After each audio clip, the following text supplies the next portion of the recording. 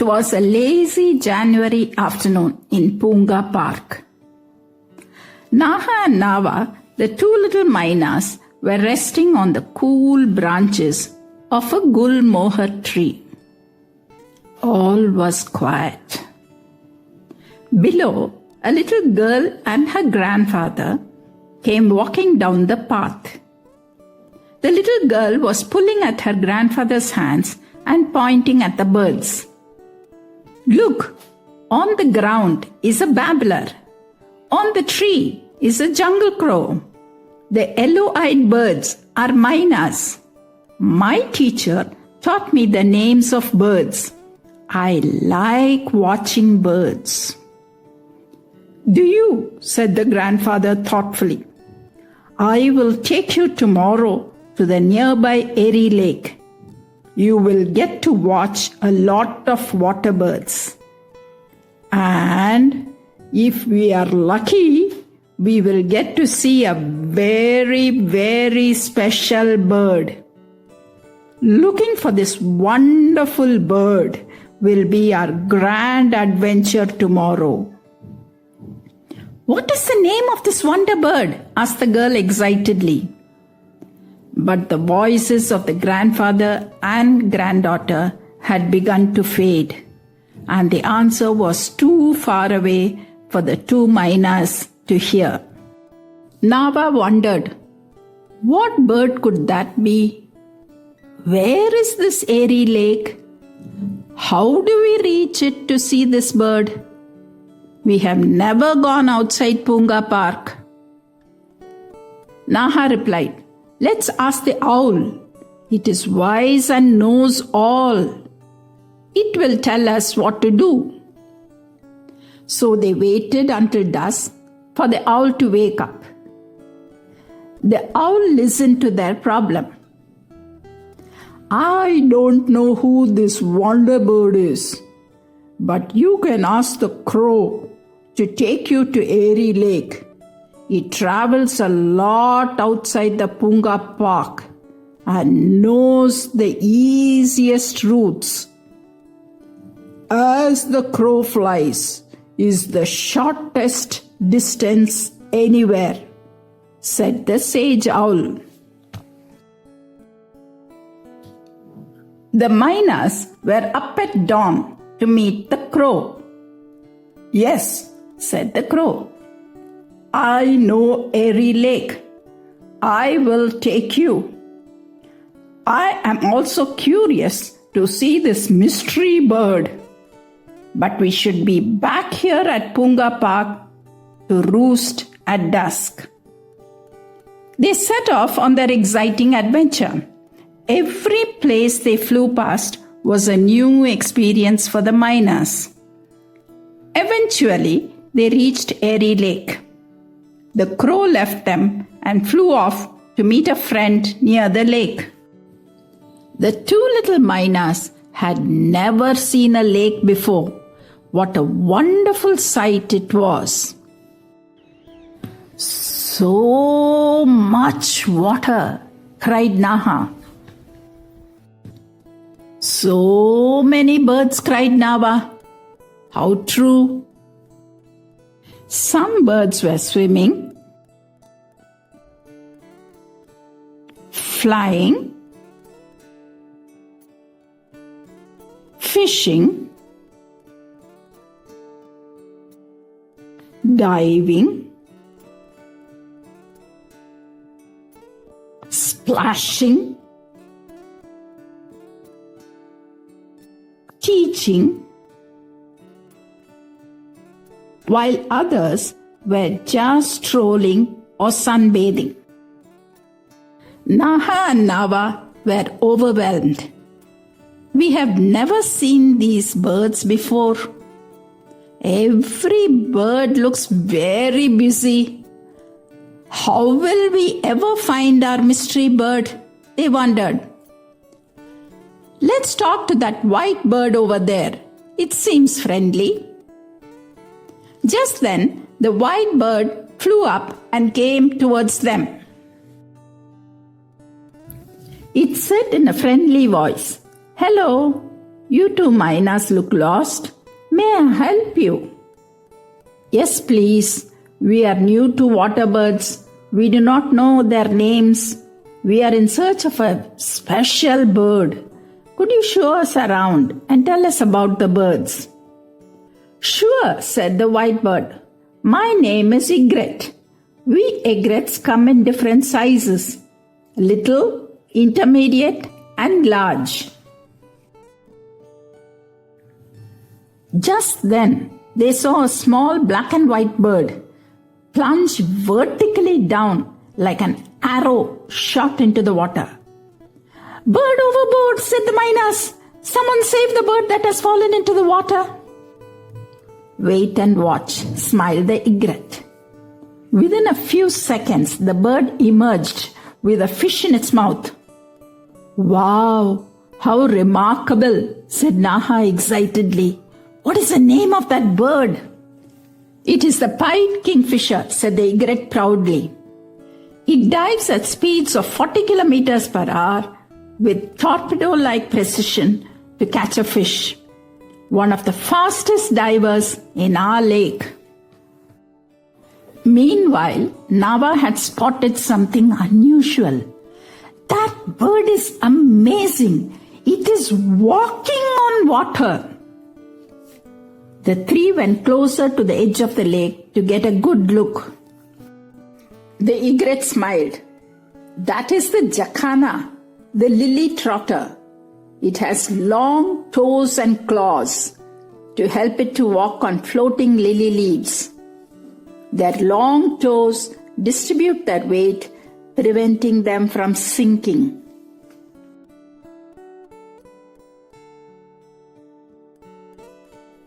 Naha and Nava had discovered some ducks in the shallow water. Suddenly, Naha cried out, Look, look! Some of them are playing a game. Could it be hide and seek? Nava giggled. They are not hiding very well. Their bottoms and legs are visible above the water.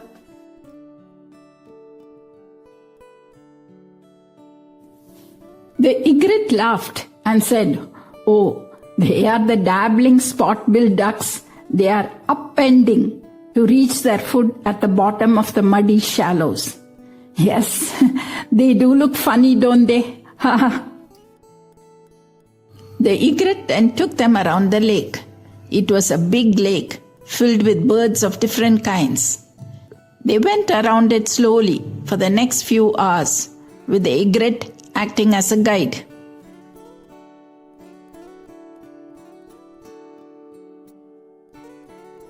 What beautiful birds, admired Nava. Yellow beaks, orange heads, white and black body with pink legs. Naha added, there are streaks of pink on the back feathers too, which makes it even prettier. The egret said, those pink streaks look like pink brush strokes of an artist, don't they? That is why they are called painted storks. The egret continued, these storks keep their beaks half opened underwater and sweep them slowly side to side until they touch a fish, and then they quickly nab it. They also stir the water with their feet to flush out hiding fish. Beautiful and smart. They reached the far end of the lake. At the shallow edge of the shore, they saw a couple of storks. Poor birds, how sad. Their beaks are broken, pitied Nava. No, said the egret. These are open-billed storks. Their beaks are like forceps to catch snails, and the gap helps to increase the force that the tips can apply on snail shells. How clever, said Naha and Nava.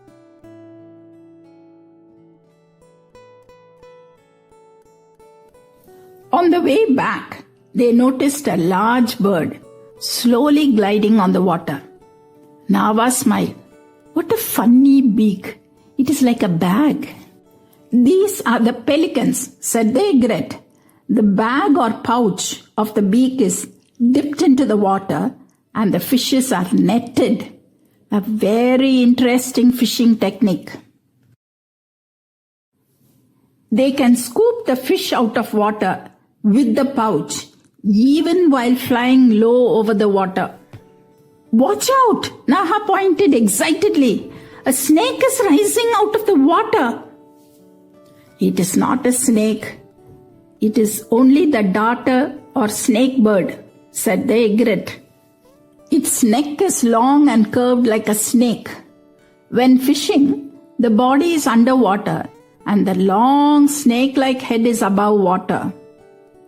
When it catches a fish, it throws it up in the air and swallows it head first.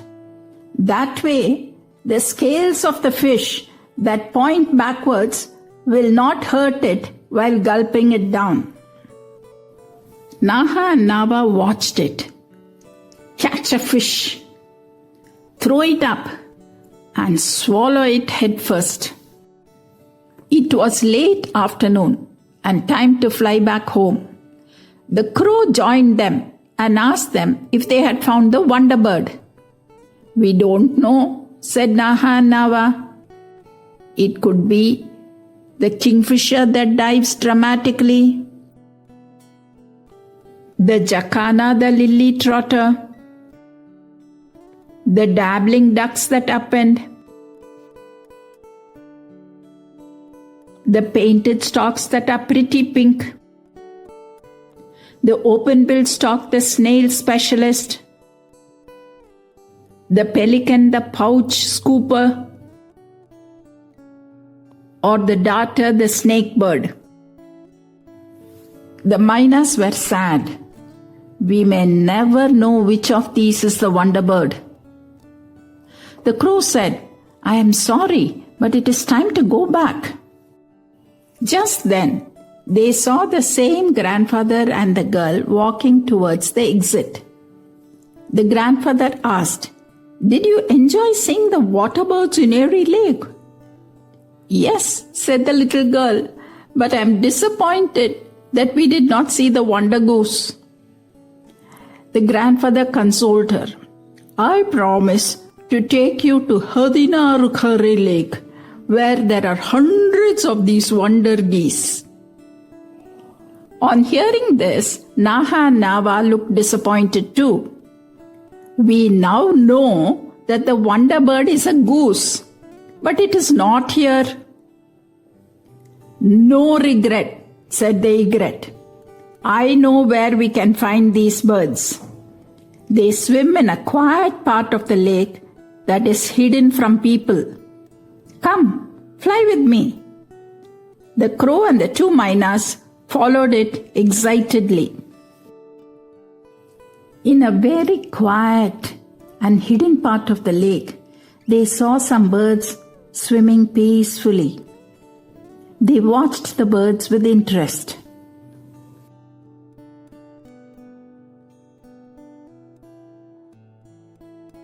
These geese don't look remarkable or impressive in any way, said Naha.